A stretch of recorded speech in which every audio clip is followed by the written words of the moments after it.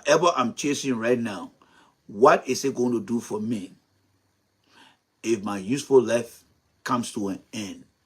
Because just how we come like a baby, when you listen to Jeremiah Kuhn, many people are listening to him, so I'm going to give you some of the example that he made.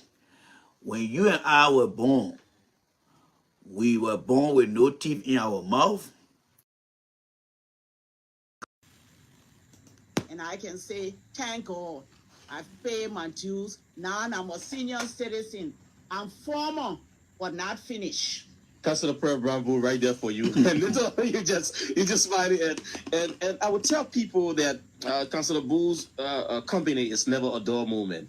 You always have a great interaction. But how do you feel being in Minnesota? Is it your first time in Minnesota in a long time, or you've been back and forth here? In the first place, it will surprise the audience that I just arrived in Minnesota on yesterday, just upon your invitation to be here. No, I was here in Minnesota, like many who talking now don't know, the presentation of the Truth and Reconciliation. Well, guys, good morning to every one of you guys. It's fresh this morning on my mind. Forgive me because I just got up, did a few things, but it's fresh on my mind. And I want to thank you guys for sharing the video with me, and please share the video. We're going to analyze the video here, not on this program here. This video will be analyzed at a later date. But again, for you guys, the younger people, especially those of you that are in the United States, I'm just glad that you guys are in this country, to be honest with you guys. And I feel sorry for those who are still in Liberia, like the guys over here. Let me flip this screen here. Like the guys over here, I feel sorry for the guys. Why representative to you? I feel sorry for the guys, that are in Liberia right now. I really do feel sorry for them. And for those of you who are in the United States, the only thing I can say to you here is continue to follow your dreams by acting with other nationality from other countries. Be very careful how you interact with your own Liberians, because many of them, they are only here waiting. They are hibernating so that when another government comes to power, they can go back to Liberia. They are not here to advance themselves. They only to make use of the opportunity for the fact that the U.S. will give them visa. The U.S. will give them certain things. So what they do is they stay here for some time, and then they get their green card or they get their citizenship and just do our jobs. They're not doing jobs that they are qualified to do because they have no qualification. And many Liberians here do a dead-end job, but their ultimate goal is, and they are in majority, don't get me wrong, there are few and very few of them. And I mean, you have to get a microscope to find the few Liberians that I'm talking about. So there are few of them who are here that are doing extremely well. Like in the case of Alexander Cummings, there are others who are still under the shadow and don't want to show up. Those are the ones that are doing extremely well, but that number is very minute. However, a vast, large majority of Liberians, some of the guys came on refugee program, they were not expecting to be here. Some of them, their parents sent for them, they were not prepared to be here. Left has passed most of them. They are not in their 30s, they are not in their 40s. Some of them are in their mid-50s, going to 60s. Majority of them are here only hustling on a political party. And then they will sit and wait. By the time one government comes, they're going. Those are people you have to be very, very careful in interacting with, because their mindset is not going to give you a reason to believe in yourself. People from China, India, Korea, that is South Korea, even North Korea, people get the opportunity to come here, they will do better. You guys, the younger people, need to be careful with some of these people in this country who are Liberians. My question to you here is, how many Liberians have you seen in the United States? of all the relationships that we have had with the U.S., how many Liberians have you seen across this country that are doing so well? That are doing so well. And we brag about Liberia having relationship with America. That's a check mark there, right? Yes. But what have you seen here? I'm going to challenge the Liberians in America here and abroad. And I'm going to say to you guys who are a younger generation, if you are between 45 and below, I want you to be very careful how you interact with Liberians who are 50 and above. Because majority of them are unserious in this country. Their ultimate goal is to just wait here, look for the wrong political party to join, and by the time that opportunity come knocking on their door, they pack in their bags, they go in. They will not want to hear what I'm telling you because that's their secret. That is their secret. And anybody who knows some of the secret, you become very afraid. You become very afraid. How many times do you see people going to church on Sunday? There are billions of people on the face of the planet, right? Christian, Muslim. But when Friday comes or when Sunday comes, how many other billion people you see going to church? Because people don't like to hear the truth. Your brothers, majority of them in this country are not doing anything resourceful in this country here. Some of them have gone back to Liberia. They back here because it's like either our time or the other people's time. That's how they have been running this country. Even if you look at the ULA Association, the Useless Liberian Association, before Facebook Live, because what Facebook had done is the same thing like in the Old Testament said, when Jesus died, the veil in the temple, it was split into two. Pia! Because back then, before the coming of Jesus on the planet, people used to go to a priest to ask for forgiveness or to pray to God. When Jesus came, the New Testament said that relationship got cut into two. It got cut into two. So today, I can get right down on my knees here and pray to God to forgive me of my sin. Back then, before Jesus came on the planet, according to the Bible, that was not the case. People used to go to the synagogue to go and ask for prayer for forgiveness. Let me bring that idea to the Liberian community. Back in the days before Facebook Live, everything was done in community of people. There was one organization called the Useless Liberian Association. I mean, that's my definition because they're very useless. They've been around since 1975. They have never done anything productive in this country. I'm sure some of you guys watching me here, you were born in 1975. But there are things that you have accomplished in your personal life that even surpasses the UDA that was established in 1975. So that tells you that many of you guys who are focused in achieving your goals, you are doing extremely well, right? Now, so what UDA used to do back in the days, whether it was Samuel Kanyado, Torbo, and any other person, including the Ellen Johnson said them, what UDA used to do, they would establish their organization. So when they say, oh, Samuel Kanyado sending delegation here, or Ellen sending delegation here, the UDA then will go there. And you know what they carry with them? They carry their portfolio with them. They're not working here. The only good thing that Liberian men good out here is to come and go to school here and get a Babati degree and they put it on their arm. They're not qualified to go get a job. So when the official then used to come back in the days, they will come and go to that meeting. Oh yeah, my man, yeah, you know, I'm the Secretary General for ULA Association, yeah, my degree here. Then they grab them, they get them to Liberia. The organization that's supposed to be here, that's supposed to play a major role for you when you first got in this country. Because the purpose of having a diaspora organization is to make you feel at home when you leave your home country. You come here, whether you're in Minnesota, you're in New York, you're in Wyoming. So, oh, the guys Liberian Association over there. Then you go to the place, say, oh, my man, yeah, welcome, my man. Oh, my man, you Liberian man, yeah, that Liberian, yeah. Oh, look at what, yes. Then when you start to raise a family, whether they come from Liberia with you, or you send for them after you arrive, or whether the children are growing here and trying to adapt the American way, that organization is supposed to have an after-school program where they have a structured curriculum, culture integrated curriculum, and teach the children how to be respectful, how to be focused, learning their history. Your Liberian organization, they were not about none of those things. I often tell you guys, this phase you're looking at will be the last phase you will see in your generation. Until God call me back home, I want you to remove the face. I will destroy the Liberians who are in the country character to you guys who are the younger people. The reason your country is underdeveloped because most of your big brothers and sisters that came before you in the country, they were not prepared to come here.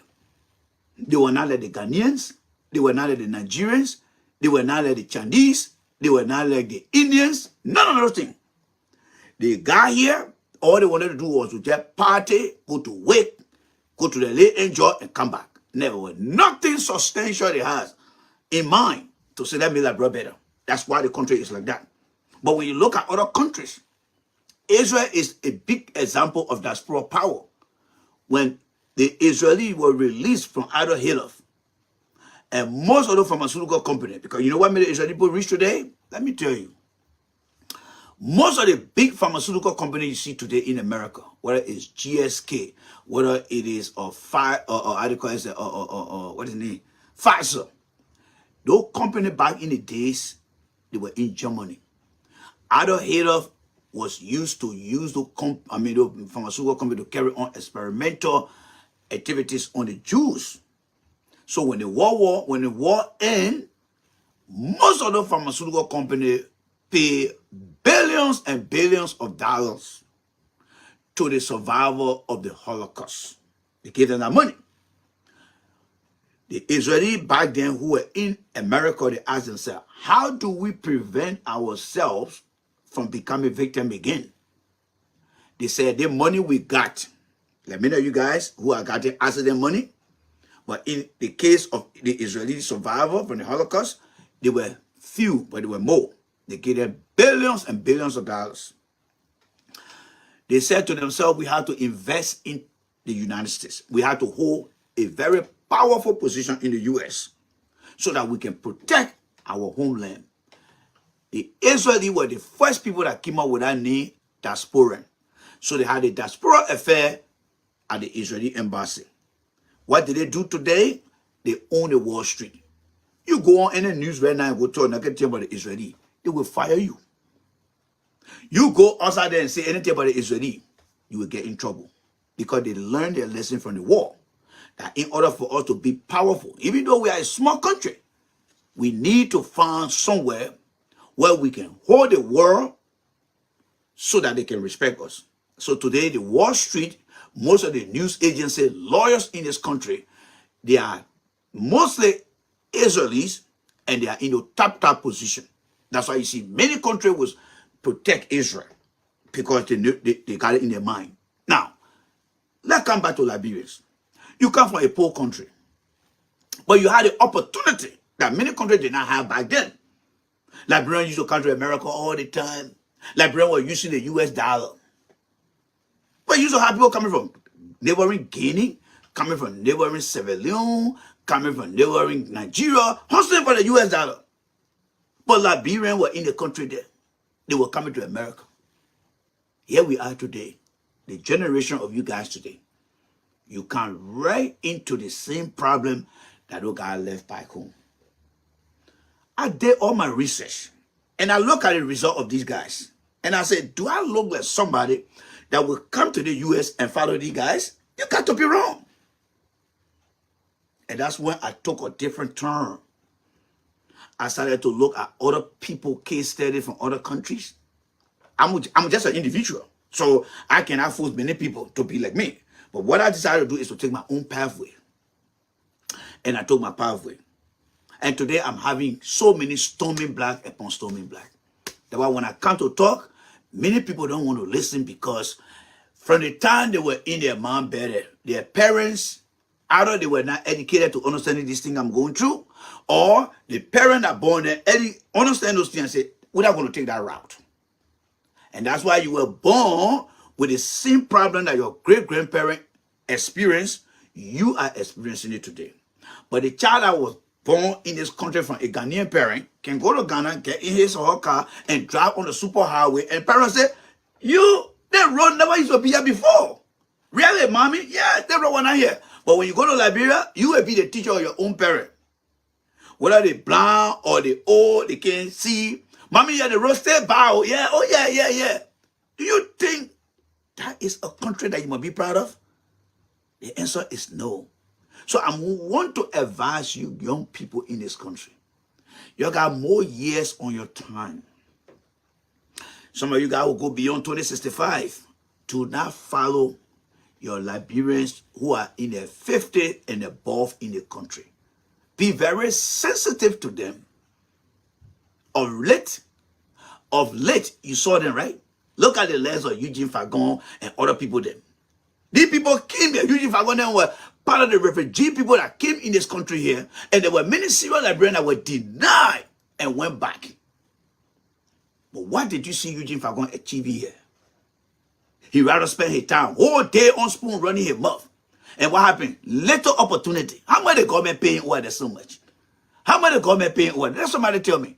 If you think if the government were paying and people were getting surplus job, why would people be running to the embassy? If you think Liberia was so enjoyable, why would sanctions be affecting Liberians, even in government? Come on, think about that for a change. Think about that for a change. These guys, when they come to this country and see themselves as failures, their last resort is to get into politics and go back to Liberia and get a government job. They're not getting job to change anything. They're getting job just for the fame. And look at that guy in the car, then man park the car. Yeah, I want man over there, you walk away, big quality. How many times have we not seen that? In the 80s growing up, I saw those things. You are now growing up, you see those things. Don't you see that we are in the same pathway or not doing anything right in our country? Don't you see it? I'm only here to tell you, because I can tell you this. If you give me millions of dollars right now, and you say, Randy, where do you want to invest the money? I'll tell you, I can invest to Sierra Leone. I'm not going to Liberia. That means if I win the lottery, I'm not going to invest my money into Liberia, because that country is filled with a lot of unserious people. Look at your surrounding here right now. Look at your surrounding here right now. Since Liberia or Liberians started getting on Facebook, have you seen any professional Liberian group here? Have you seen any professional Liberian group? Right now, in Philadelphia, there is a young student organization called STEM. Those children are on their way. They come summer to go back to Ghana and engage villages across the country in Ghana and start to what? Implement a new quality drinking water system across the different counties or provinces in Ghana. That was done through the instrumentality of many sound Ghanaians in the country organization. They are now working with the Philadelphia Eagles to sponsor that trip.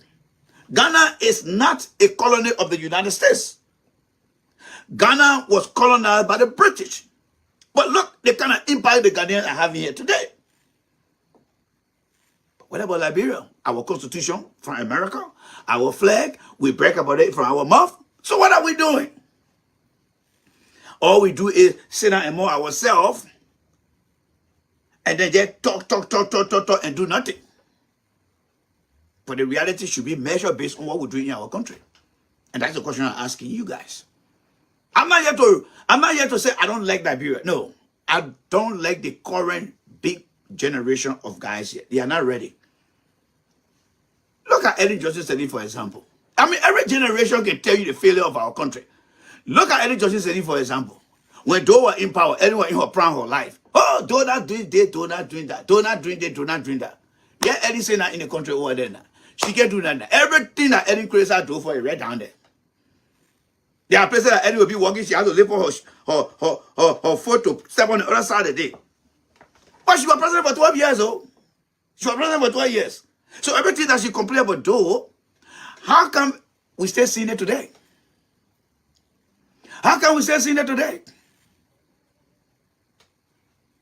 I don't want you to just come on Facebook and look at me for me to come be entertaining you. No, I want you to walk away every day from a platform going and asking yourself, last year I was 30 years old. This year I'm 31 years old. What have I achieved in my life? My children growing up. In the next 10 years, I will be 41 years old. If I'm 31, my child 10 years old, in the next 10 years will be 19 years old. What am I going to achieve for myself? That's why I want you to learn from this platform. That's why I want you to learn from the platform. You see, the difference between many generations and my generation, even when we're in Liberia, during the whole time, I was very fixated on my education. I always used to go to Cultural Foundation, right opposite the UN Embassy, looking for scholarship. Asking myself, where can I get scholarship to go to America to succeed? That was my brain. It was not the wartime. It was normal days. So guess what? When that opportunity came, there was one guy they called Gus. May his soul rest in peace. He was related to Tukwa Nantipote. He's a worker at Public Works. The day I told him I was coming to America, he put him on here. They said, "Oh God, you sent the wrong man to America. That guy going to land. You're not going to go mess around." Hey, Paul, was he right? He was right.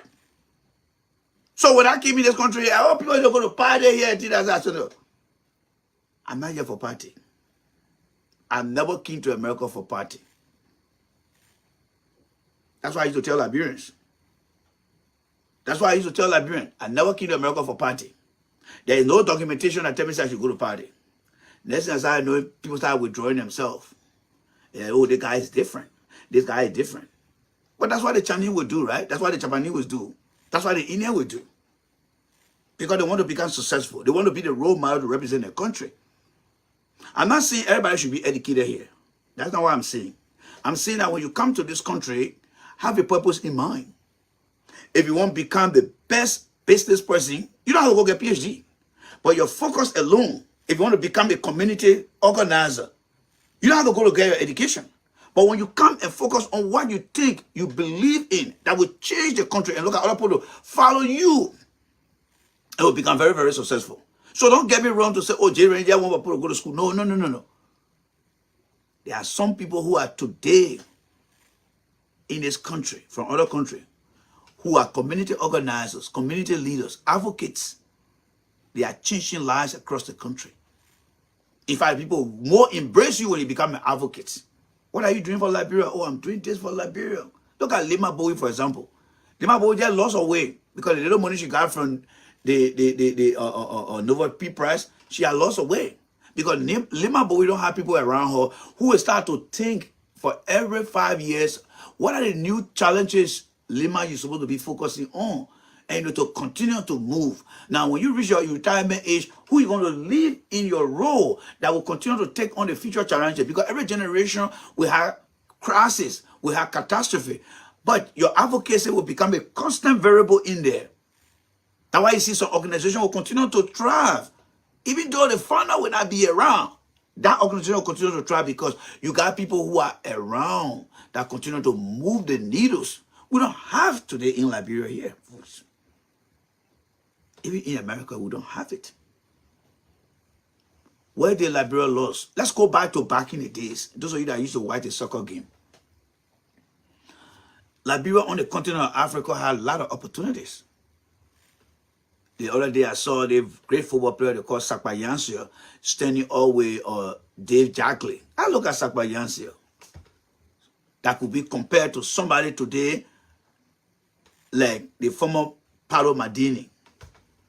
But you know what happened to Sakpa Yansio? I'm all the football player then. By the time they start playing at their peak, the first thing they will do, they get them visa, come to America.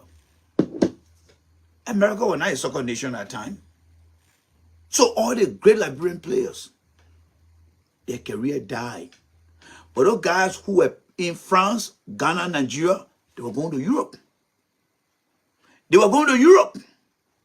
And now nobody from the Barrow I came to the country and said, I think I'm in the wrong country. My name is Sakpa Yansio. I'm a great football player. Let me take a trip to Europe and go meet my fellow Ghanaians. No. Why did that happen? Complacency.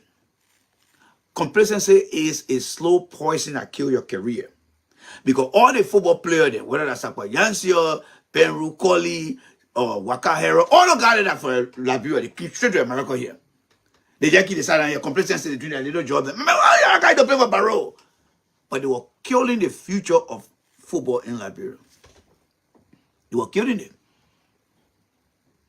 That's why you see today, the pathway for Liberians to go to Europe is difficult because the people who came before them decided to come to America. From the Ivory Coast, whether it's Gachi City, whether it is what they call the other guy here, I just forgot his name, Joe Hassan. There used to be a guy they call Joe Hassan. He used to play for Ghana. He came to Liberia one time. He flogged us. One time he used to have that kind of carry here. He came. He scored a Lungo and went back straight to Europe from Liberia straight to Ghana to Europe the same day. All those guys, they were focused on what? Going to Europe because that they were that they were their era of opportunity. That's why the Nigerian as well. They all were going down there. They all were going. But when Liberian people get opportunity to come to America here, so they became very complacent. So when many of us started coming out, we started seeing, look at our man over there, Ben Rook calling. Look at the other man here, Simon Mator. What are you guys doing around here? You guys are soccer player. What are you doing around here? So they learn nothing. They learn nothing. They just can't settle down here, nothing. Look at the musician there, for example. Nima bird. You know what they call that little Nima bird? If you ever heard any bird in the bush or in the forest singing, that's where that name Nima bird came from. Because when Nima bird used to sing, everybody used to just be attentive. But there was nobody there to promote her career. She came right to Pennsylvania and settled right in or Arlington, Pennsylvania, and her career went down. And her career went down. So the soccer player in Liberia, that we call the football player, they came to America, their career went down. The musicians, whether it's Nima Burr, Zo Titi, Fatou Gayflow, they were good artists. They were good people that could make things better. Their career went down. Because they never had people who guided them to promote their career. So what do you see them doing here? We all working and doing the same dead-end job. The only thing we know about most of them, oh, you used to sing in Liberia before? Yes. Nobody linked them. You know, I'm glad that things are changing now.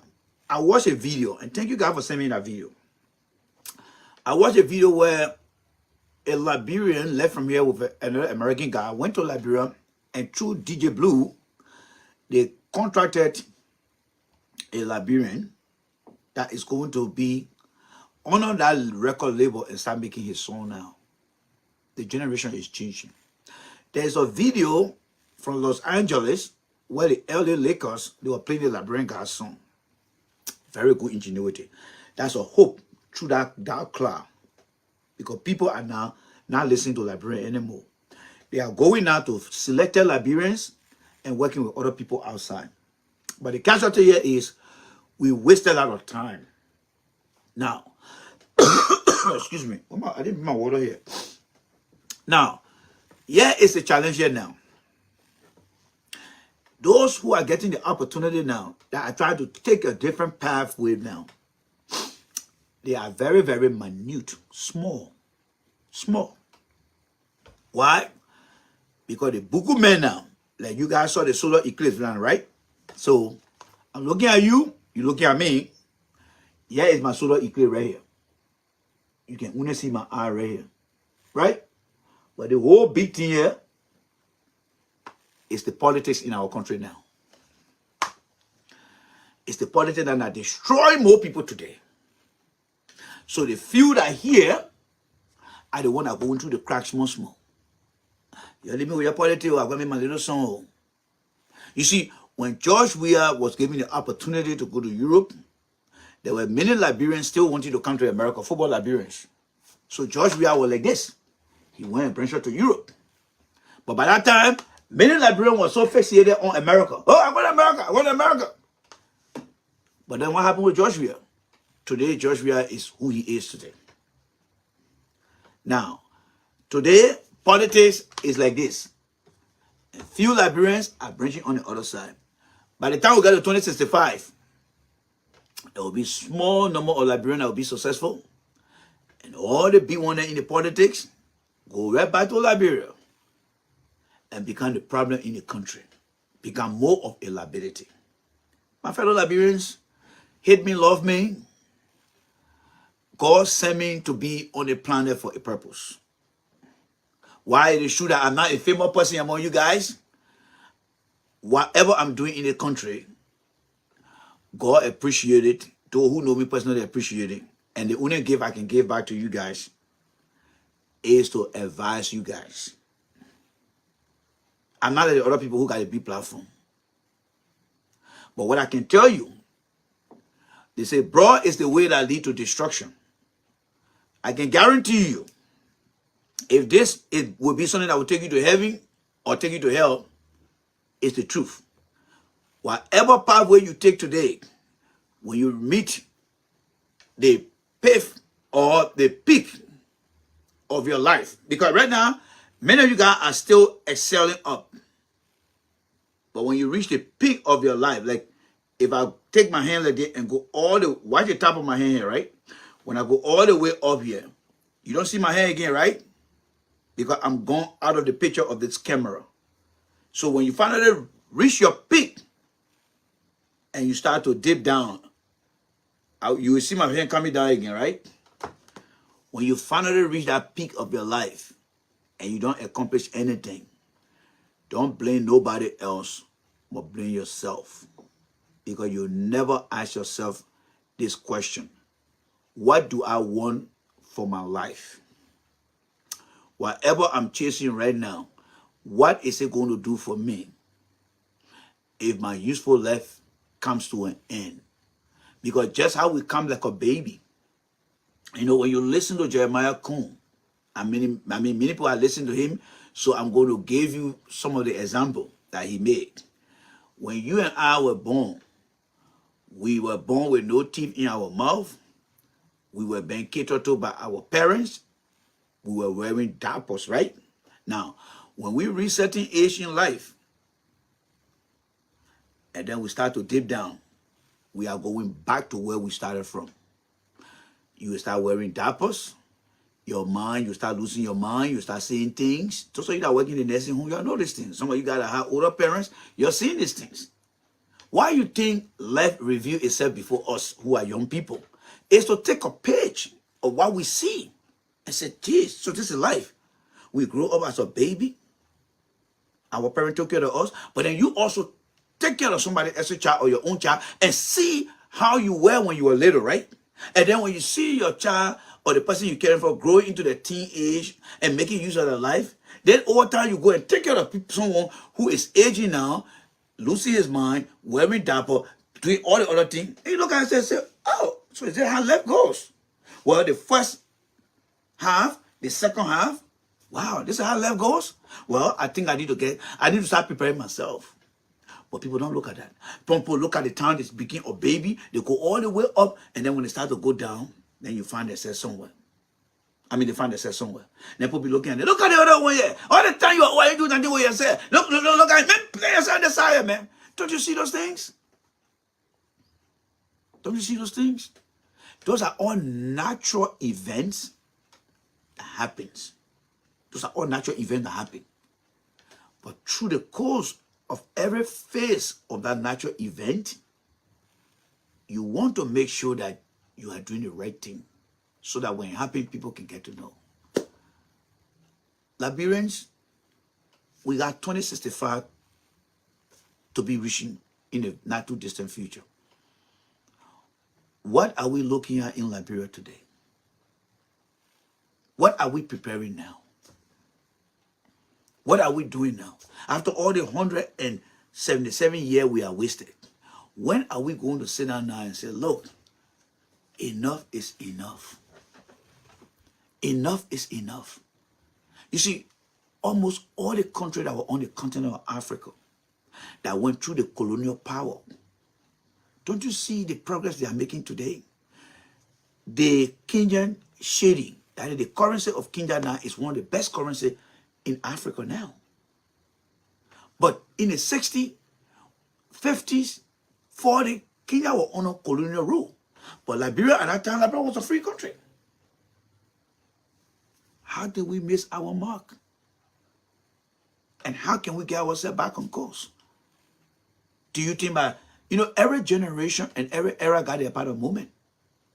Yes, everything got a moment. You see, back in the days, across Africa, the generation, they used to have a guy called Martin Brown. They used to have a guy called Charles Louis Ward. They used to have a guy called Sherman Brown. All these guys were famous people back in the days in the news media. So the social interaction used to be mostly on TV and listen to the radio. They were popular. That generation came with a part of people. They did their thing. But how do we measure our progress?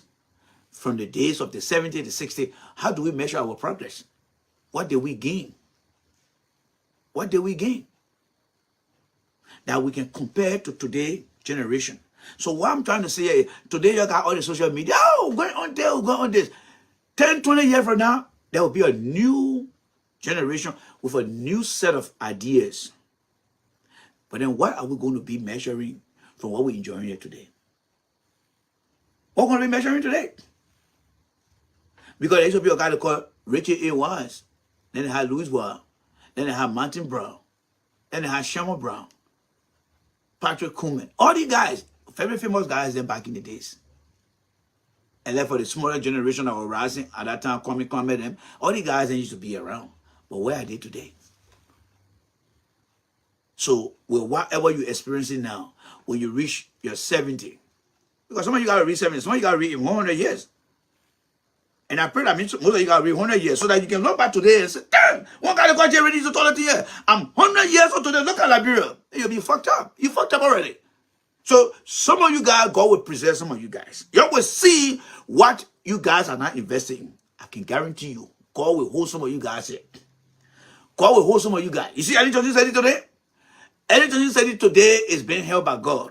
To say everything you did, take a look at it right now. Anything you say, you're not going to be walking through the street of Monrovia. If she does, she's going to be bending her head down walking. Because these are people who came and said they were educated people, they were going to make the change. And guess what? God gave her 12 years of uninterrupted coup. But what did she do to the country? Nothing. Uninterrupted leadership of Ellen Johnson said it. She even had international peacekeeper taking care of her. But what did she do to the country? But today, Paul Kagame, he can look at the past of a country and say, look at the time we're destroying each other. Let us not focus on that. Let's look at the future now. And look at the current generation and say, there go your future now. Let's forget about the past. But for Liberia, the past is right in front of us. That's why when people talk about April 12, why am I going to listen to April 12? December 89? Well, we're doing the same thing. I have to say that we never learn anything. So for me, I'm not interested in Liberia history. Because we're not learning nothing. We repeat the same thing. Why? Because many of us live in present memory.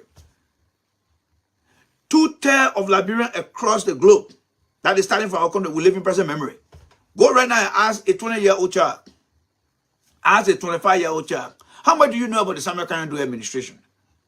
How much do you know about the Tower administration? You don't have to live it, but they get something they call history. Teach history. You know about your grandpa, right? You know about your grandma. How did you know that? Were you living at that time? No, my mom told me, my pa told me. Now, how come you don't know about your past leaders? Because nobody taught that history in your school. So what happened? You live in present memory. So you see your era as a new era. But in reality, the era you're making today has already happened from the past. But because nobody reminding you. That's why in this country, when your child, whether your child was born here or come from Bokonjire or River G, River Cess or Bapolu, when they come here, by the time they start going to school, they start learning about the history of America. They start telling you who Benjamin Franklin is, who this is. They start telling you because people believe that understanding the past will prepare you to always take on the challenges of the future because the past told you where they used to be and where they are today. So tell me, why really works in Liberia? What really works in Liberia? Of everything I have said, what have we learned to make our country better? Another thing that affecting us again is complacency. Oh, we love the white man country. That's why you see the American now, they have figured us out now. The Americans have figured us up now. They understand what we like now. It's like you got your child, and your grandma told you, say, my son, my daughter, your child like candy. Anytime that child misbehave, tell him or her you're not getting candy, or they will not play on your phone. Some of you parents already figure it out. The American already know now that Liberians love America more than their country. So what do? They will put sanction on us if we don't listen to them. They will deport us. They will deny our visa if they feel necessary. And without, we die in our frustration. That's why when you listen to Edwin Snow, what Edwin Snow said was very, very humiliating. If people say that because you're sanction, we shouldn't talk to you. They're already controlling you from here. They're not only in Wyoming or in Minnesota controlling the drone to go to places where they don't like and just bomb it. Yeah, because most of the drones you see flying around, there are people in America that go to work in the morning, get on a big console and fly drone and destroy, and then pack their load, they come back to, well, I just coming from where did you not here? So they put now they stay around here and telling Liberian back home, if they don't listen, sanction them. And Liberian will die if they not come to America. Just how Liberian men will tell you, say, you can tell Liberian men to all the restaurants, whether in Europe, in Africa, that man will eat. If that man don't eat rest, he will come and tell you, my man, eat nothing here. But my man will just eat all the things, my man, eat nothing here. Get a man rest. Liberian men will die if you stop him from coming to America. You can get a man all around the world. As long as he doesn't come to America, he will die. Because that's where he feels so complacent. So the American now understand now that these people, they are not serious people. They love other people, places, especially our country, so we get them to where they want to be. And that was the bigger picture you saw the lawmaker then signing. The lawmaker then really wanted to bring about one economic crown code when Eddie was president. Did you see any women coming to them, breathing down their throat? No. They had an opportunity among themselves to establish that World Economic Crown Code, right? They never did. For 12 years. We are 6 years. He tried, but there was no motivation among them. They never did. But by the time Booker come, Chris Smith, just a representative, equivalent to someone like Akara's Green in America, not even a senator, just a representative like Akara Green or any kind of representative in Liberia, put out one statement, and then everybody getting in line. Oh, I'm not going to sign anything yet. You know what he had done to the man? A man who is just a representative in America. And he can shake out a whole Senate and make it powerful. Say, my man, you did it. Yeah, you know, look at him, man. They put on work for nothing. Thank you so much, man. You did well. Why is it again? Well, we'll keep our on there again. Let's see. That's how they're using you. You think nothing can happen in Ghana? No. You think nothing can happen in South Africa? No. You think nothing can happen in Nigeria? Hell no. Because these guys, country I just listed, they went under the colonial rule. They saw what the white men did to them. And the white men know that he's not going back there again to go try them. Because they already know what they did in the past. But for Liberia, the women have given us the opportunity to come to America. So our determination, our motivation has fallen into the hands of complacency. And complacency has closed it out. Once people travel from Liberia and come to America, anything that happened to Liberia, they become a fun now. Oh, they got talking about Liberia. Let me listen to here. It's time for me to go to work, yeah? You go to work. But your future of your country is at risk. Then when Olympic time come down, you see, oh, look at the Ghanaians, they're doing well. Oh, yeah. Look at the Nigerians, they're doing well. Oh, yeah. But you complacent in this country. So why your country will be on the level of making any kind of progress when you are complacent here? There's nobody that leading the charge to motivate Liberians. Nobody. So we all come and we just become complacent among ourselves. Become complacent. So the more you take, we don't have that Israeli mindset of building a stronger diaspora back home. We don't have that motivation or looking at opportunity that will grow our country talents. Football player come to America, basketball player come to America, a very good artist, singer, whoever you are, come to America, and your career die right here. It dies here. You have to find places. People need to be able to go back there. That's why you see nothing working in our country. You go to Ghana, they got soccer academy. They got different, and opportunity for young people to grow. Well, look at Liberia. What do we have?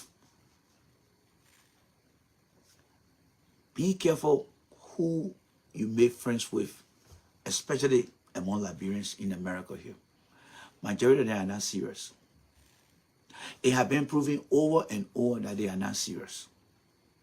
I'll be honest with you. Why? Because when you look at how old we are and how much progress we have made, don't that tell you that the people who came before us are not serious? Don't take my word for it. Today, Saturday, they're burying some of them today. Tomorrow, they'll be burying them. Every day, they'll be burying us in the country here.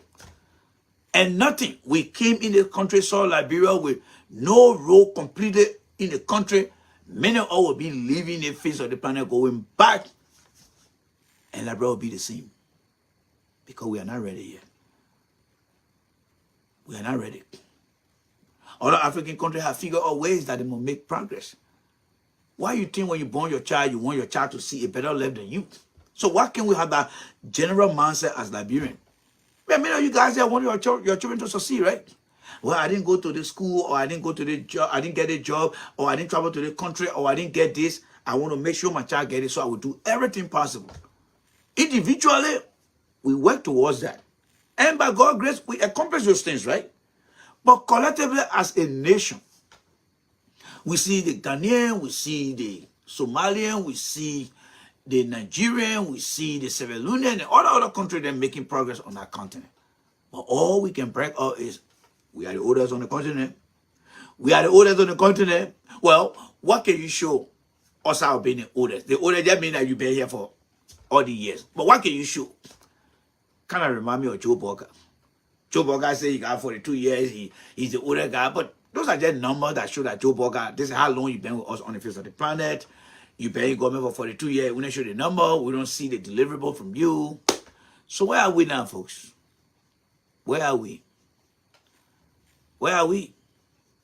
That's why I want to bring. That's why I want to be on Facebook. Because time will come, I will get old, and I will be disabled. I will not be able to come here all the time. So I just be sitting there one day in my chair that they can't do nothing. And the time I was supposed to be saying things, I said, yes, Lord, it's time for me to go now. I thought I'd go for it, but I was just one guy. The country will continue to be like this. But in other countries, that people will say, yes, we did great. Now we see the younger generation is taking off where we are slowing down. And we believe that the country will be better. That's not going to happen in Liberia anytime soon. Because you got your brothers and sisters there who are in the position of helping our people build their minds. They're not doing it. They're leaning in the wrong direction. So, how many of you guys right now, I'm going to ask this question here, right? How many of you guys right now, I'm going to show you the video. We'll discuss the video, but I just want to challenge your intellect, and I want to also show you how mistakes are still being made in Liberia, and it's not going to get better. It's going to keep getting worse. So let's watch the video, and let me ask you this question, and then we'll call it a day, because we'll have to come back here to analyze the video further, all right? Now, let's look at the video right here, folks. The young man right here is very, very angry, as you can see from his face. Let's listen to the conversation here a little bit. People look up to him. Okay. And he's a good representative. He's our representative. All right. But that president is managed on a party sentiment. How? How you know? How? Okay. The commission of the township. Do we judge with administration, right? They era on a solution, he will be a job. If they era, the UCC platform, if we UCC uniform, the mothers and people on loyalty, people supporting him. I get over there on the rubber nose, getting black, getting sinner. We better bust that for all the viewers. In 1 second, somebody said because I stole from you. They're demolishing it. Oh, because they stole front view. Front view, they were demolished. Without a citation, a witness, no information pass. All right, so let's stop the video there and let me ask this question here. All right, let me ask the question. For those of you that don't know, my background, I'm an engineer and I'm a policy maker in America. That's what I do here for a living. All right, I make policy, I run policy, I implement policy, I provide training, I work with the state, I work with the federal government in implementing company policy. So I deal with people every day. I find it very interesting to come on Facebook because growing up in Liberia, I was very interested in faces. So I started teaching a lot of people. I have some of the photos that I usually post once in a while. But I always learn to ask questions when I see conflict. And that is why. Why do we see today in our video the demolition of that bus stop? Why? Why is the bus stop being demolished? When you ask the why question, it will give you more reason to determine the root cause. That's why you see for every root cause, you have to ask the far why question to determine the root cause. So let's go through the far why. Why was the bus stop being demolished? Well, the store owner said it was blocking the view. Why is the view being blocked? Well, because the bus stop was there. Why is the bus stop there? It was used for people to be on there, right? I'm not counting the far whys. Why are people being there? Why? Because it helped to keep track of where the bus is supposed to be. Why is it helping the people? Because it is a location.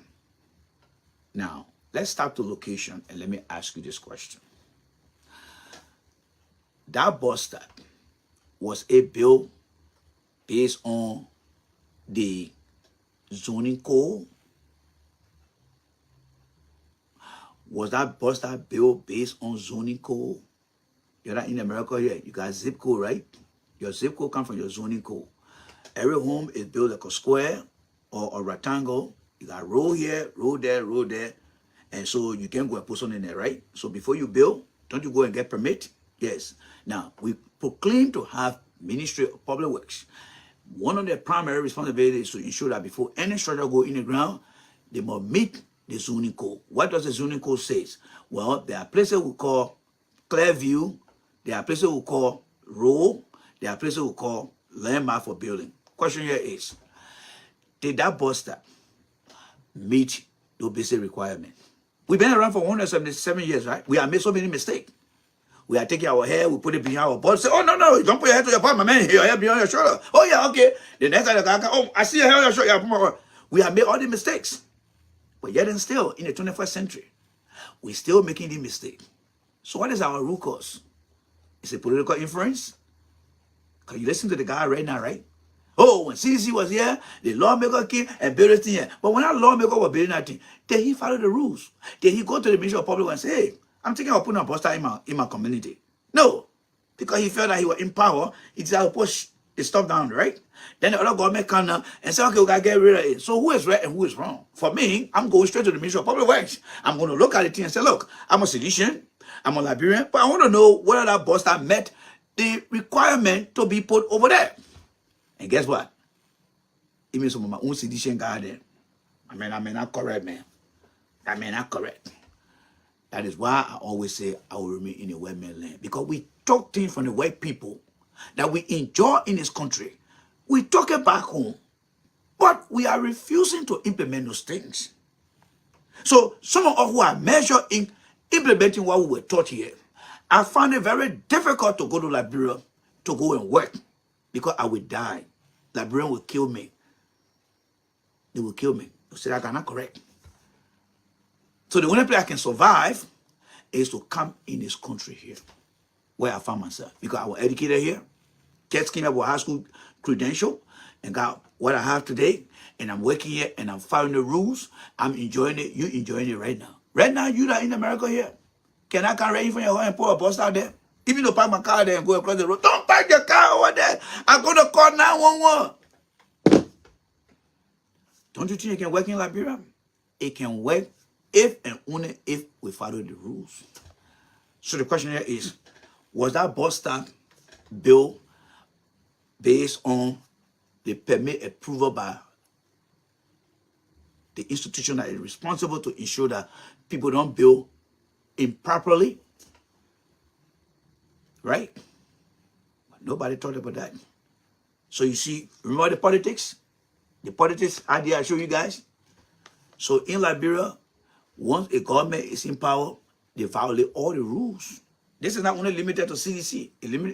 It covers all the past government in it from 1847 up to present. That's how they operate. And you know how we classify that? Unwritten rules. We got the rules, but we don't follow the rules. Somebody come to power to do all those things. So the question is, when will we start to follow the rules? The Ghanaians today are following the rules.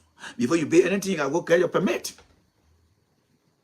How often do you hear people in the different community in Liberia say, "My man, yeah, I just got my permit to pay my house"? No, those terminology are not commonly used in Liberia because the authority are not making people to get used to that. But when you talk to Liberian about football building, "My man, I penalty right away, my man. That man was stretching you for, I know it." They watch the game, they understand the rules, so they know the game. So it's something that they interact with every day. But what about your society called Liberia? How do you implement, how do you work with things in your country? Right? Am I lying here? If you talk to any Liberian back home, Real Madrid playing PSG, whether Mbappe did this or the other person, the Liberian can explain everything to you. Because you know the game. You see it all the time. So why can't we begin to implement the common laws, zoning law, and all the other laws in our country so our people can be familiar with it? How come? Because we are not interested. You see, from the Liberians from America that are not serious, they transported themselves back home and they carry the same thing there. So how do we measure our progress when we have no guiding tools, no guidelines to measure our progress?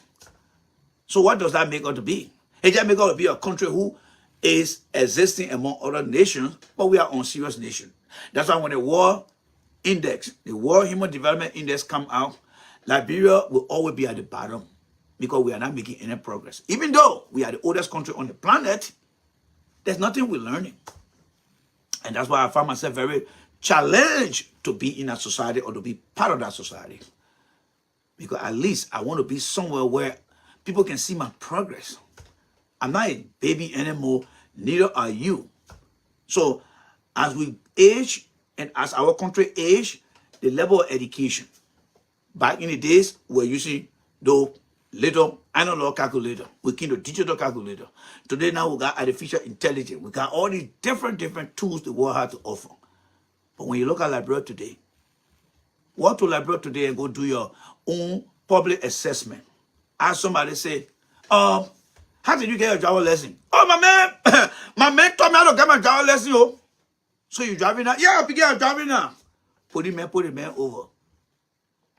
Look at the man driver lesson. How many driver lessons in Liberia got address on it? How many driver lessons in Liberia has an address? Somebody please help me here. How many driver lessons in Liberia has an address? Because everybody that come and sit in your car must be coming from a home, right? That's the logic there. Anybody that comes from their home, sit in a car, they are coming from a home. So how many ID card that is issued by the Liberia people in our country has an address? Come on, folks, no laughing here.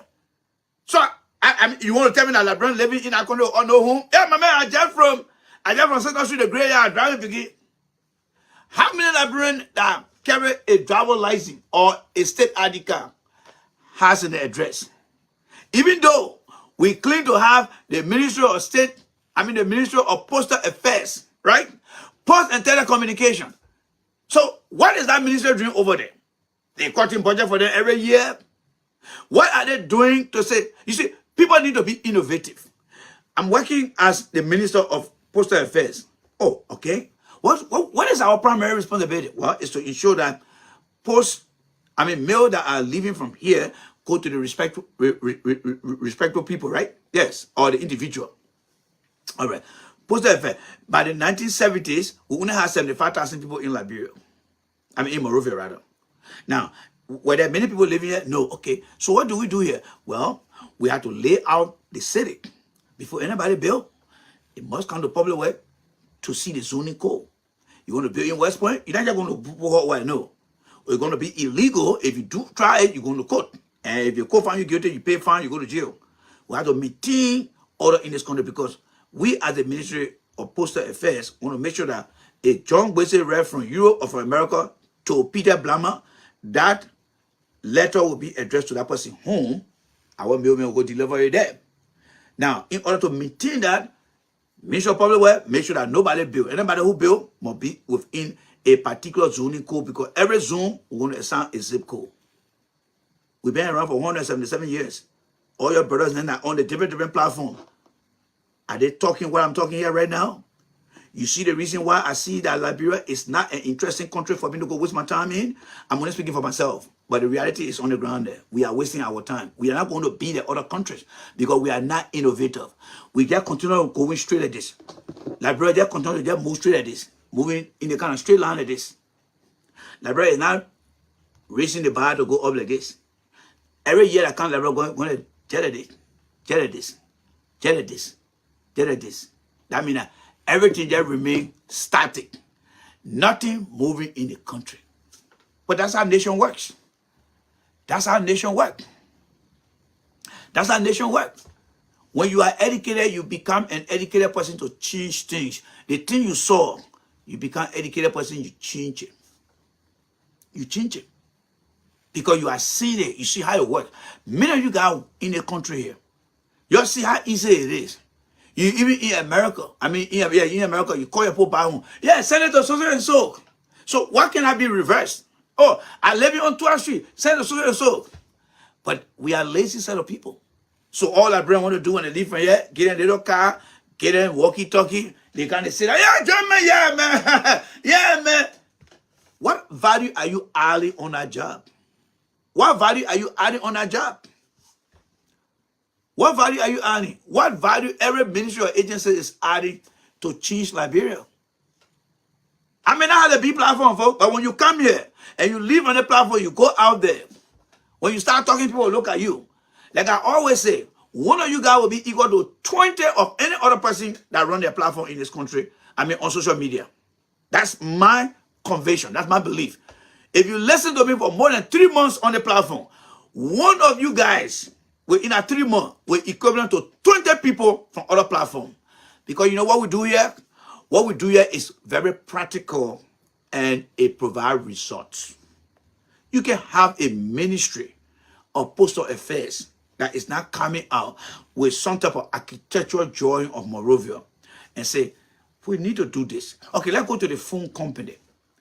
Let's go to Orange. Let's go to, or how do you call it? How do you call the other one here? Or the popular one here. That Orange, I just forgot the other one name. All right? Let's go to them and begin to ask them, how many people got a phone in the country here? Because for every phone that an individual gets, that individual is from a home. Right? Let's assume that everybody live, because back in the days, Lone Star, correct. Lone Star, all right? Lone Star, the other name.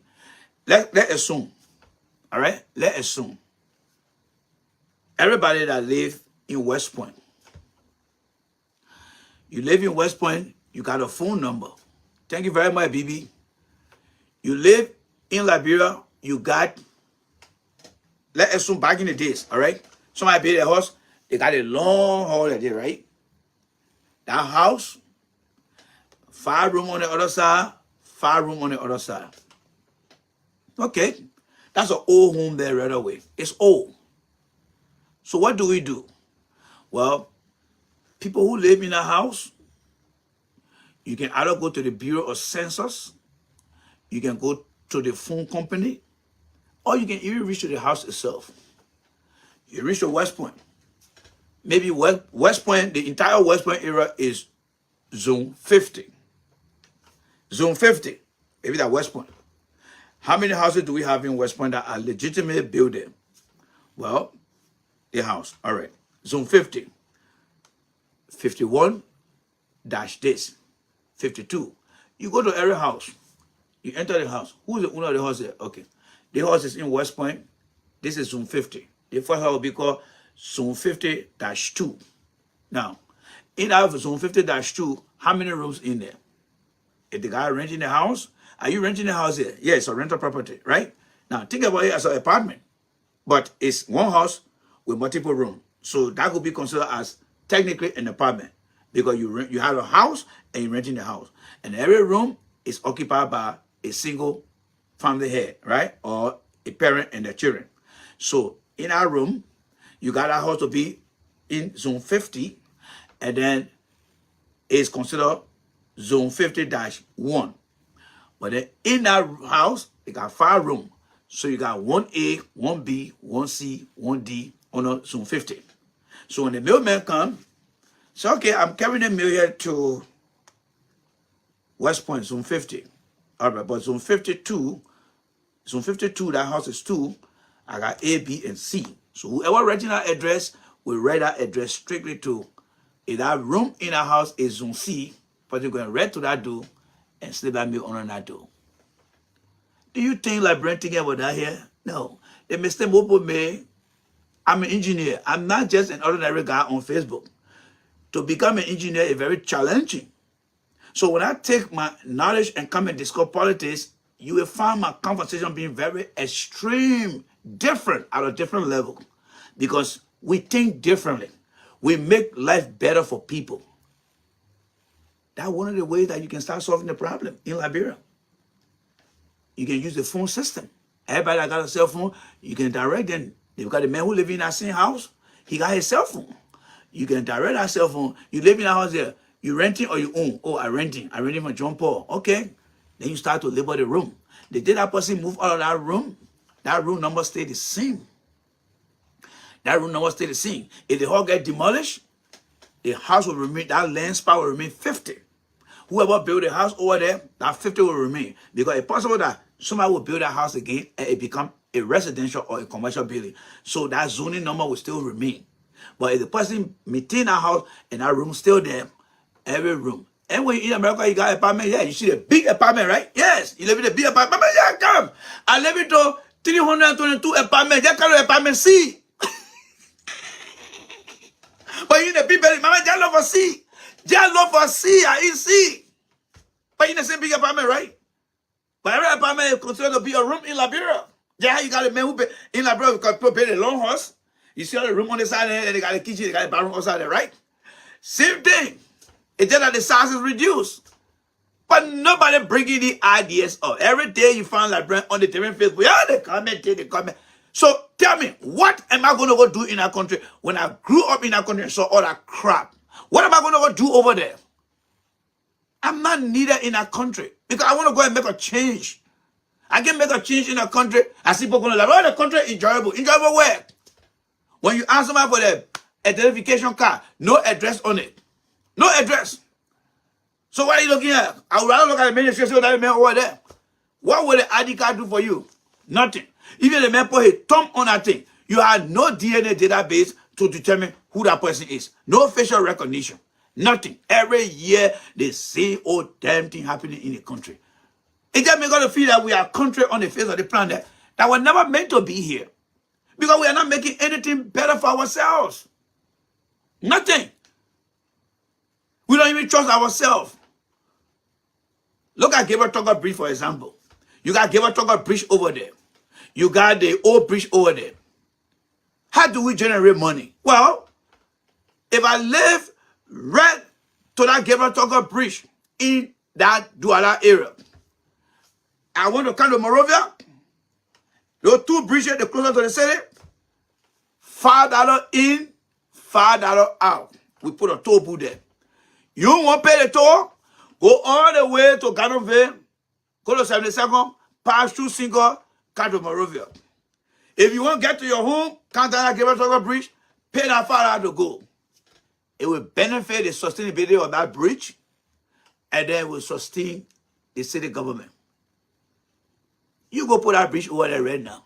Oh, my man, look at that. Look at that. As soon as I put money, my man, you put the money here. But it happened in other countries, though. It happened in other countries. We lack ingenuity. We lack creativities. All because we don't have research-minded leaders. We don't have leaders who are very visionary. We don't have the people in our country. So for me, I'm only speaking for myself. It would be a humiliation if I leave from here and say, I'm going to Liberia to go live. I mean, everything that I have learned, it will not be utilized. So all I can do as my contribution to Liberia is to come here and share my opinion and stuff with you guys here. But for me to say I'm going to Liberia, because if you think about it, Liberia has received PhD holders. They have received all the educated people you've been talking about, right? But the question here is, what have they done to change that country? Irrespective of all the educated people you got, even educated as some of us here, what have they done to change things in our country? That's my question I'm asking. And, you know, show me what they have done to change things. They will say, you know what? You're right. You got a point there. The guy he did this. Then I can be motivated to go there. But what have they done to change things? That's look like nothing. Lawmaker got ready to put road down in the country. What processes that the lawmaker go through to put road in place? What are those expectations from the engineering standpoint, from the board of construction? What have they observed that need to be put on that road before a lawmaker will construct a road? He's a lawmaker. He doesn't have the technical know-how to put road in the street. By the time you go look, oh, the lawmaker coming. The lawmaker coming with the next thing go look, the road start to erode. Why? Because he's a lawmaker, he thinks he has influence over the community. We must learn to standardize things. Things are not being standardized in our country. So we are a country that operates on unwritten rules. The next thing we're going to look at here too is the lady right here, right? The lady here. Let's listen to her. So we'll play that in detail again. Let's listen to the lady right here. Commission from January 22nd, 2006 to the date we presented our report, June 30, 2009. We went all over the world, over other places, and it was live. Zach Law, what sense does that make when you say if you start voting for 11th grade student? I'd like to address what Zach Law has written here, right? So let me try to challenge his IQ level, because I think that he does not have a better IQ. The statement he wrote, let me address it. Now, what we're talking about here are things that have been grandfathered into our country leadership. What do I mean by grandfather? Well, in the United States here, when new technology meet old equipment, they call them grandfather in, right? Like, for example, the cars that are driven today with all no sensors. How do we grandfather the car into today's reality, where there are certain things that must be done? This guy is saying when you start voting for 11th grader, question here is, everything that we discuss here with no ID card system. What happened to Ellen Johnson said who they consider to be the Harvard graduate? How come Ellen did not regularize the issuing of driver's license that addresses the issue of having an address on it? Is that an 11th grade issue there? You see, this guy have a very low IQ. And you can see it right there. We are discussing things not based on party. We are discussing things based on system failure from the past. But for him, that's what he thinks. And that's how you measure his IQ, that he's not in the position to be on the platform. And those are some of the techniques that I want to pass down to you guys. You can quickly find somebody with a very low IQ when they start to make certain statements. We are talking about things that have been grandfathered into our system. But he coming out, oh, when you start voting for 11th grade. So the question is 6 years of 12 years or 27 years. What we're talking about here, when did it start to happen? It was not Joshua time. It was not Ellen time. It started long ago. But every one of them had the opportunity to do that, right? Do you see it happening right now? Look at Boca, for example. He brings in a guy that can barely walk. A very old, aging man who someone got to hold his hands to carry him. So what would we say about that kind of person? You voting in people that can barely control their own walk? Is that where the country future goes now? You see, when we take away the party sentiment and begin to have an open-minded on issue in our country, it will collectively bring us together. And that's why I'm saying, until 2065, when all the generation, majority of them dies out, and then the millennium generation, because the Alpha generation will be the generation that will change Liberia. The Alpha generation, they started coming on the planet since 2013. Any child that is born since 2013, that generation will end next year. At the end of 2025, that will be called the Alpha generation. There are Liberians that brought children on the earth since 2013, and they will continue to do that until 2025. That generation will become the beginning generation that will make Liberia better. Other than that, all the other generations before we got to know who we are just a casualty generation. We are not going to change Liberia because of our mindset. We have become so politically attached to things and don't see the centricity of what makes us to be a Liberian. And that's the problem. So politics is dividing the country for the West. Ghana have figured out things already. Ghana have figured out things. They were against Jerry Rodden's idea of bringing in the military dictatorship. But later on, when the wheels started to turn faster, they're like, oh, but this thing was right.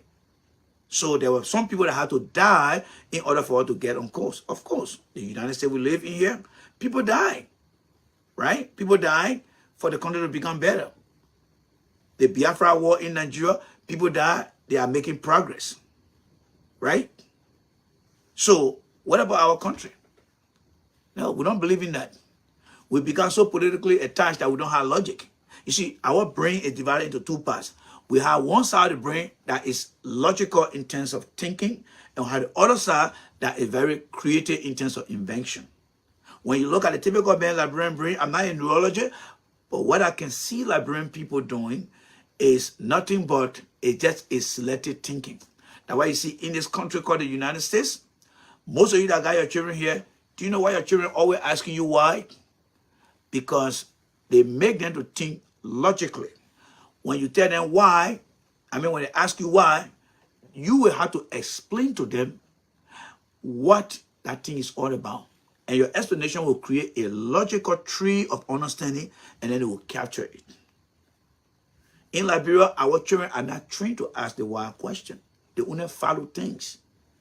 And it's based on the curriculum, because we have a 6-3-3 curriculum. 6 years in elementary school, 3 years in junior high school, 3 years in high school. That's all. What do we learn? Nothing we learn. Nothing we learn. They are not teaching us cognitive skills. They are not evaluating the children. I became victim of that. Many of you guys became victim of that. But what make us to be different today is we look at the system and the way it treated us, and we look at other systems based on our advancement in life, and we see the difference. Say, oh yeah. So who am I? Can I recommend and say we need to do this? No. All right. Zach, I gotta let you go, Zach. I'm not here for your combative conversation. So Zach, you are banned from the platform here. All right. I'm not here to be combative with people here. Liberia has so many problems in our country that we need to be able to focus on. I'm not here for political combative. No, I'm not here to combat with anybody here. So if you come on the platform with your political and your situation, just take it on the other side. You know, you got a criminal over there and you got the other people over there. This platform is very unique. We often take 20 people here to have conversation here, and I really appreciate the size of people here today. But I'm not here to talk about the combativeness, because if we start to blame people, then we are not looking at the solution. The platform is about finding a solution. We have tried so many ways to solve our problem in our country. Tubman destroyed a lot of people. Tubman destroyed few. Though destroy some, our war took 250,000 people down. We try everything. But yet, we are not making the progress that we should be at this level. So why would somebody want to come here and want to be distraction here? We have to let you go. By me removing you from on my page does not excuse you or prevent you from going on our Facebook page. I don't have that right. I am not, even the Mark Zuckerberg cannot do it, because when he erase you, you go and get a different name. The computer does not recognize that name.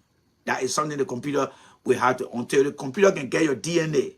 That wherever you go, it recognizes you by your DNA. Even at that, somebody can still open a different account for you and you can use it. So it's very, very difficult to do in a sense. But what we can do here is to neutralize some of the things. We are all, so we are able solution on the platform, all right? I'm a guy who believes in solution. So I ask a challenging question. Why are we to where we are today? After all this year, what have we achieved? And you know, every year you see the platform that people count the different platform. They talk from January to December.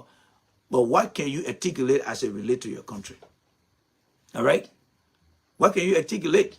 Eddie never did. Why would somebody go and build in an area without the authority approval? Why? The Ministry of Public Works, when they started breaking people's homes down, in America, the Ministry of Public Works will be sued. Because the question that the lawyer and you know the developer lawyer in the person home that is being destroyed, the first question they will ask the Liberian government: who has authority over these lands? Who issue permit? Well, we issue permit. Well, Mr. Victim, did you apply for any permit? No. When you started building the building here, did they come here to stop you from building the building? No. So what is your function? Well, you have to pay for damages. Because you had the authority to stop things from happening, and you never did. So our failure to enforce our law is one of our weaknesses that is really harming our own development or making progress, or stopping us from making progress. Why do we have the ministry in the country? A child that is born today, right now children are being born in Liberia. Who put law in place that before a child starts class at the age of 5, that child must have a proper identification, and that child should have his birth certificate? Is there any law? Or somebody can just walk to a school and say, hey, my child here, where are you born? Well, the time Eddie came to power, when they played that time the child was born. All right. No consistencies in record keeping. So how do we stand out those things to keep track, to track and train our citizen growth? Well, every child that born, if the child is in a remote part of Liberia, you get out that law between 3 to 6 months, that child will have their birth certificate and their government issue ID cards. And before that child starts school throughout the country, we want to make sure that that child birth certificate is presented to that school for record keeping. And we'll be auditing the school to determine how many children in that community, what are a birth certificate. That information will be matched against the database, whether it's in Maryland or it's in Monrovia, to make sure that children who are in that school. So we track and train our population. But no, it doesn't happen that way. It doesn't happen that way. So you got to tell me, do you think I'm somebody that would just want to go to Liberia and just go say that? For what? Why should I go to Liberia right now? I left Liberia with just a high school diploma. I come here and I learned enough. And I feel that what I learned here, I'm not going to leave it here. I want to care about who to make a change. I don't care about who to make a change. So what are things in the country that are not working, but you live in this country? You see how some of those things are working for you here. And there's no reason. God did not restrict you to say, don't carry the idea back home.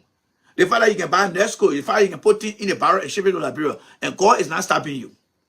Now, what about the ideas that are benefiting you here and your children? Why can't you carry it and begin to work in a way that will help the country to improve?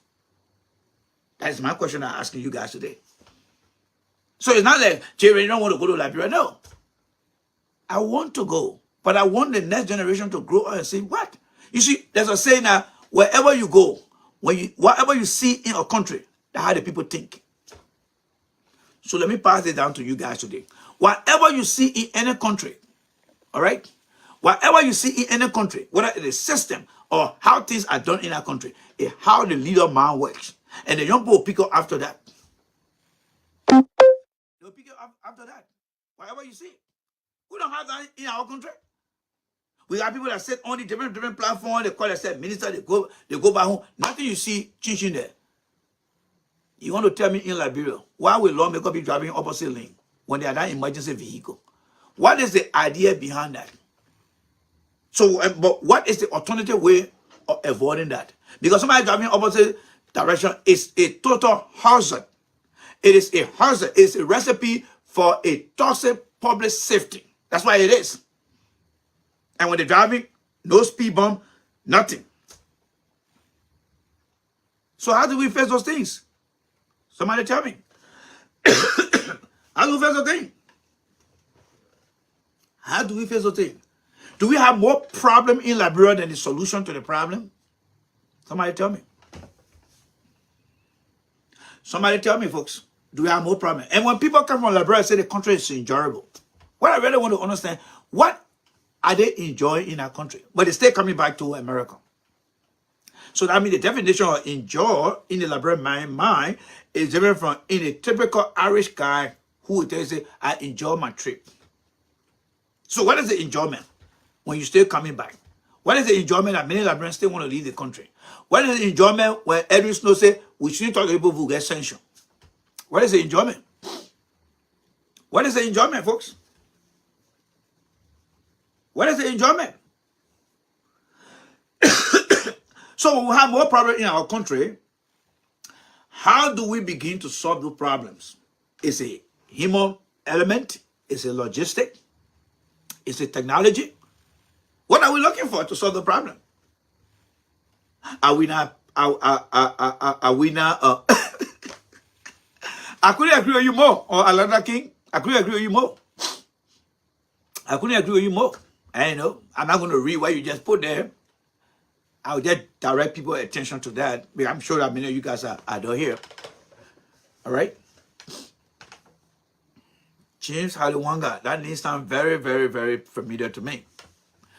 So that's the question I want to ask you guys. And, I take my time to come and have this kind of conversation. These are real life issues. Picture yourself that you and myself sitting at a big conference hall. Around a big conference table, and we're having a conversation. How do we solve this problem? Look at our institution, for example. Our institution, when it comes to institution integrity and institution structure, we don't have none of those things come close to anything else. One, integrity institution. We don't have no integrity institution in the country. For example, people who are nurses today work in a hospital in Liberia. People who are professional builders and other area of expertise, who qualify their license to operate? Who ordered them outside the government to create integrity institution? Because how you build integrity institution? Integrity institution are institutions that come from outside that got no connection with you.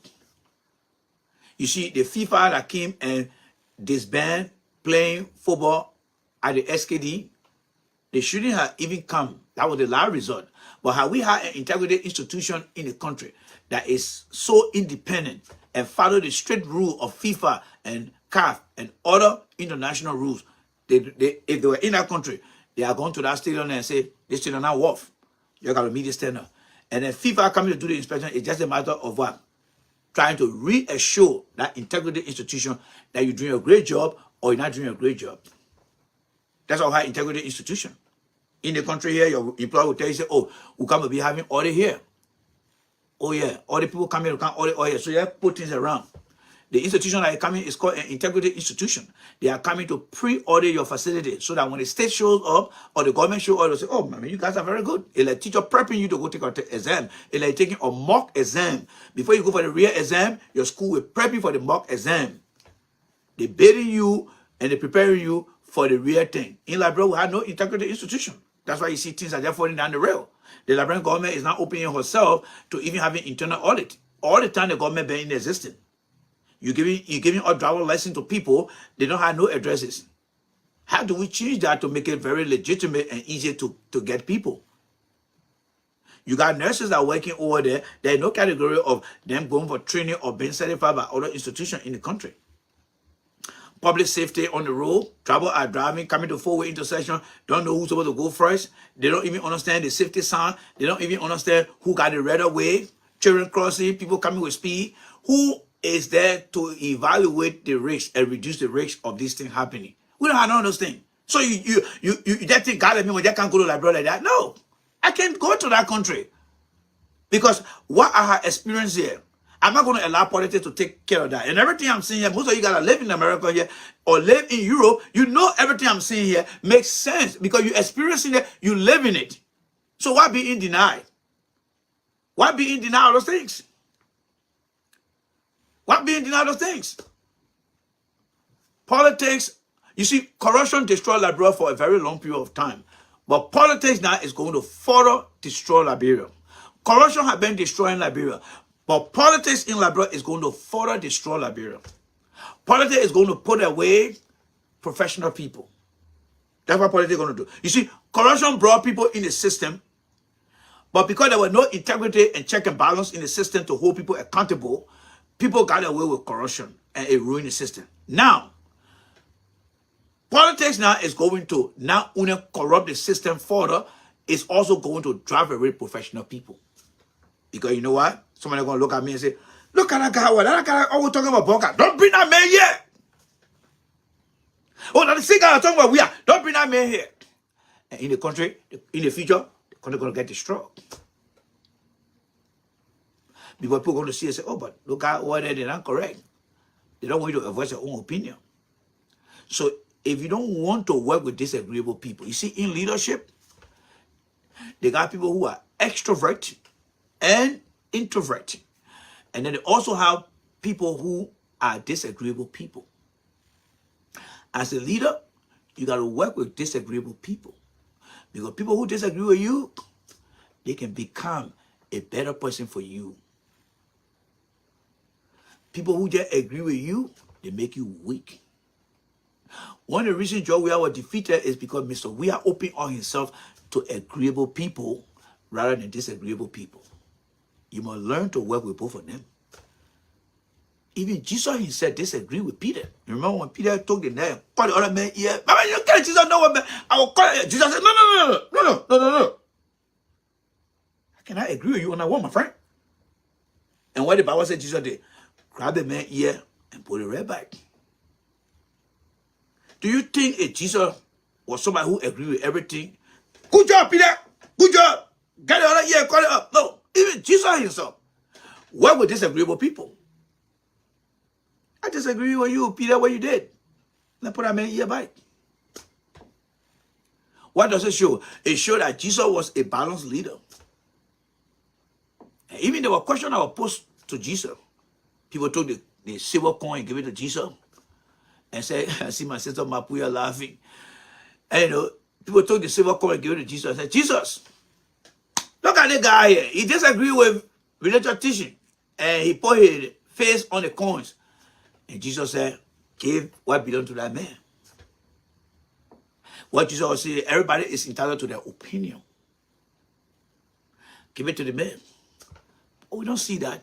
So in our country, politics now is going to put more professional people away. Because as a professional person, your major criticism is based on how things are done that does not provide good result and why it should be done to provide good result.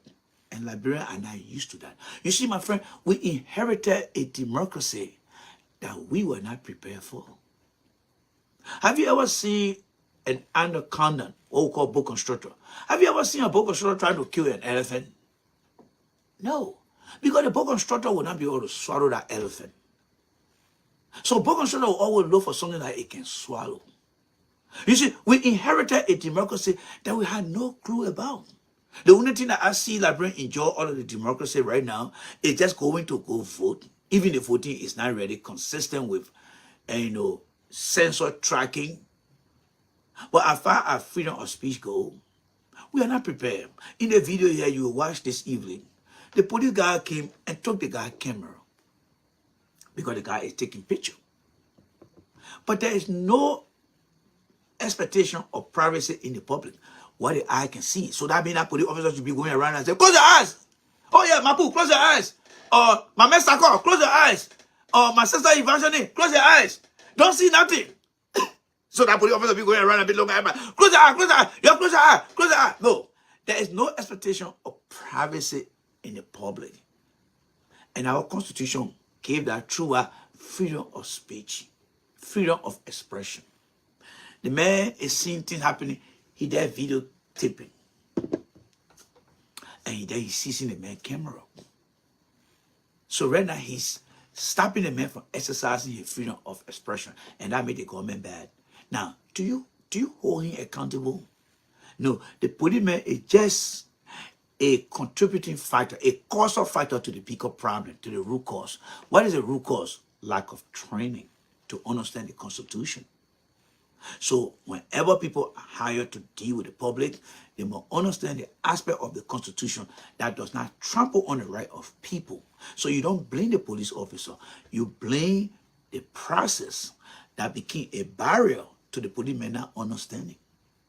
You see, we as human beings, we cannot take all the blame all the time, especially when people who are people level in their head that can put ideas together and say, follow things this way, we blame the system. We blame the system. That's what we do. We want to hold people accountable when they understand what they're doing and they go ahead and do it. But even at that, we provide warning to them. Unless the severity is bad, let's go to football. Maybe Ronaldo get a ball or Messi get a ball and somebody get tripping fall. Referee will get and say, some good referee say, my man, no more. Don't try again. They will call you and say, my man, don't try again. Just to balance the team out. But if that thing are going, does it again, you're going to be issued a yellow card. Because he's not holding himself responsible to play a responsible game, so they will hold him accountable for doing the wrong thing. So why should we hold police officer or anybody in the country responsible when we are not training them what to do? That's why they always say in a field of criminality, when somebody is found guilty, I don't care the policeman can see you doing a bad thing. That policeman is in no power to say you're guilty. The only responsibility of that police officer is to grab you, carry you in a holding cell so that you can go out and start doing the wrong thing. But he will tell you you're not under arrest until you are proven guilty. Because they're going through the process of investigation. That's what we don't have. Why should we go into a community and start breaking people's home down when the people themselves have not been told that they should apply for a permit in order to build? Even though we have government, even though we have institution, how do we hold the people responsible? How? You are driving in a time, by the time the policeman pull you over, say you are speeding. But before we took to that car to drive, we went through the written test, we did a theory, we understand everything, speed limit and stuff like that. So we already know. So when the policeman pull you over, even though sometimes we have some racial content in it, however, some good police officer that understand the rule and respect you, and you know what you did, they'll say you violated the rule. And even when you say you're driving, or somebody drive, my man, slow down the speed limit over there, my man, I don't want for the policeman to pull over. Why? Because you understand your responsibility. And failure to follow your responsibility, you will be held accountable for your action and behavior. We don't have all those things in the country. So guys, thank you guys so much for the opportunity. I have to go and enjoy my lunch break. Join me this evening. I cannot guarantee you when I will come here. All I ask is to follow me. Hit that follow button. Whenever I come on, let us come and have a conversation based on problem and solution. I'm not here to be famous here. No, I'm not here to be famous.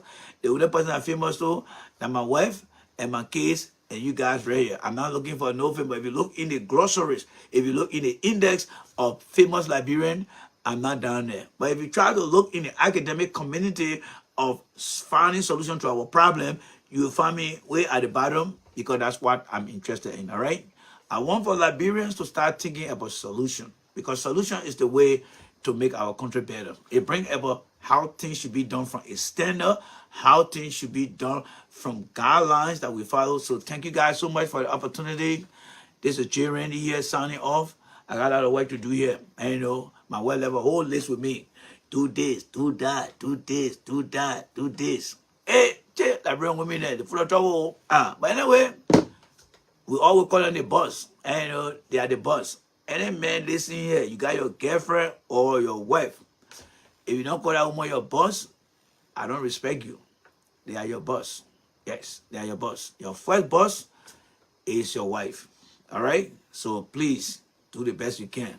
So I don't want my boss to come here and can't get vexed with me here. All right? So let me go do the job. Thank you guys so much. God bless you guys. Let us reconvene this evening. We will be analyzing these two people here. But if you also have any video out there, if you have a video of any situation, and I encourage you guys, all right, because I streamline all the videos. If you have any video out there that you think that is society related in Liberia, bring it. Even if it's outside of Liberia, but it can be used as a case study. Bring it, we analyze it, and our goal here is to look at past things or current things and find solution and apply it to our country. All right. So thank you guys so much. God bless you guys. Bye bye. Don't forget to make your contribution. Don't forget to make your contribution. If you don't make a contribution, I'm going to send your name to Stanton Witherspoon, and then Stanton Witherspoon will list you, and then the lawyer now will start coming for you again. So please don't forget to send your contribution. If you don't do it, I will say your name to Stanton Witherspoon. He will add it to his part of the list, and you know now, FBI. I'm just joking, guys. Have a great day. God bless you guys. Bye bye. Look at Augusta Gay for a lot.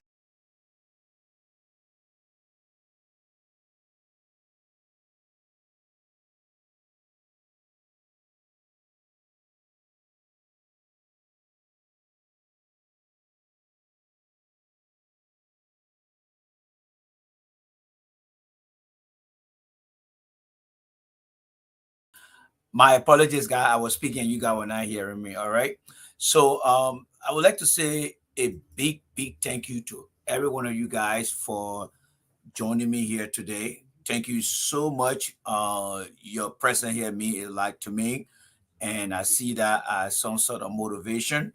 But I also want to challenge you guys too to not be a stranger here. I mean, there are times if you feel the need that you want to participate on the program, please do not hesitate and reach out to me during the course of the week and then, hey, J Randy, I would like to be on the show, and then you can come and share your thought on the show with me.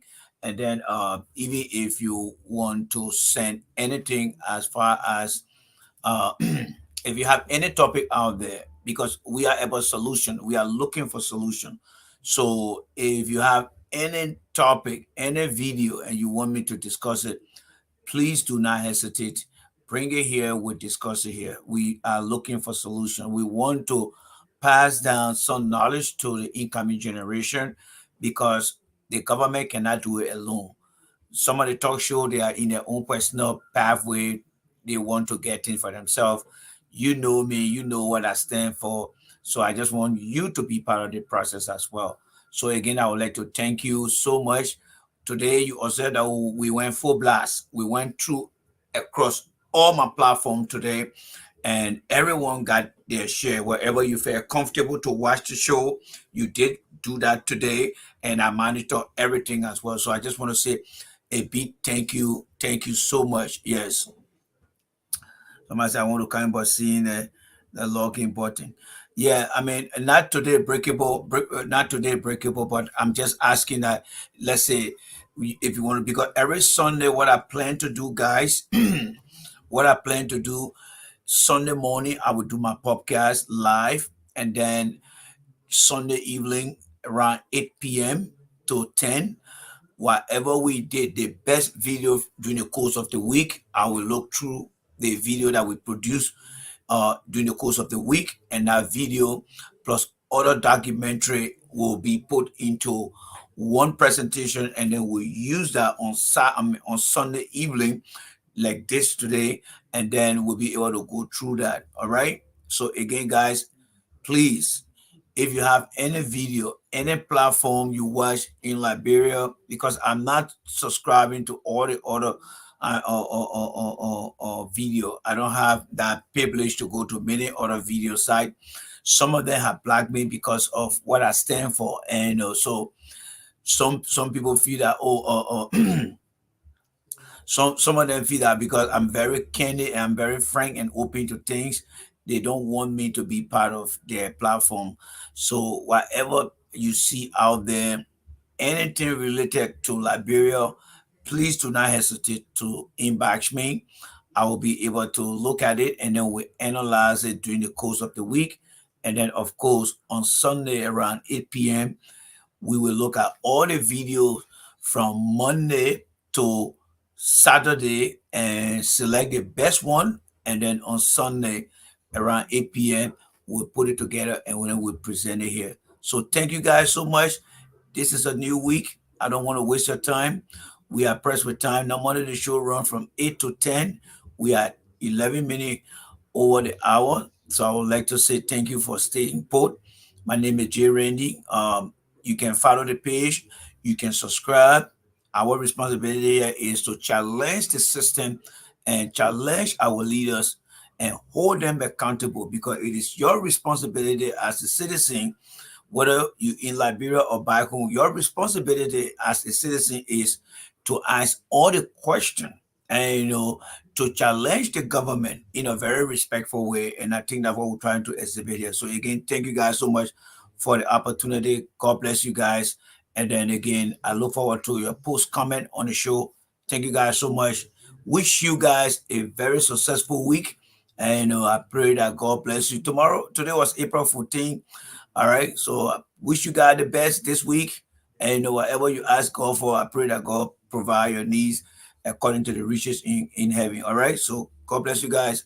I will see you guys tomorrow. I don't do my morning show nowadays because of some advice that I got. And so what we will be doing is we will be coming on in the evening. All right. We'll be coming on in the evening and then we'll do the show in the evening. I usually time the show between 7:30 to 8 o'clock. So if I don't come on 7:30 during the course of the week, I will come on 8 o'clock because I know you guys have other platform to go to, which I encourage you to do because I want you to see the difference in the different platform. So you go on the other platform, you come back. So I think most of the time that you guys are occupied is between, I would say, maybe like 2 to 8 p.m. So I usually start my show around 8 p.m. during the course of the week. So I want to keep it that way. My show from Monday to Friday will come on at 8 p.m. But I had 2 days in between, just so you know, if you're here for the first time. I do not broadcast on Wednesday during the course of the week, and I do not broadcast also on Thursday. But if something important happens, and then I will be forced to come in as some sort of breaking news, which I will consider to be a special podcast. But if everything goes smooth on that day, then that means every Wednesday and Thursday I will be off. So during the course of the week, I'm on Monday and Tuesday. Then we break on Wednesday and Thursday. Then we'll come back on Friday, and then we'll do Saturday and Sunday. All right, because I want to give time back to you guys. I want you guys have other stuff to do and stuff like that. So thank you guys so much. God bless you guys. I really appreciate the turnout today, and I look forward to seeing you guys again. God bless you guys.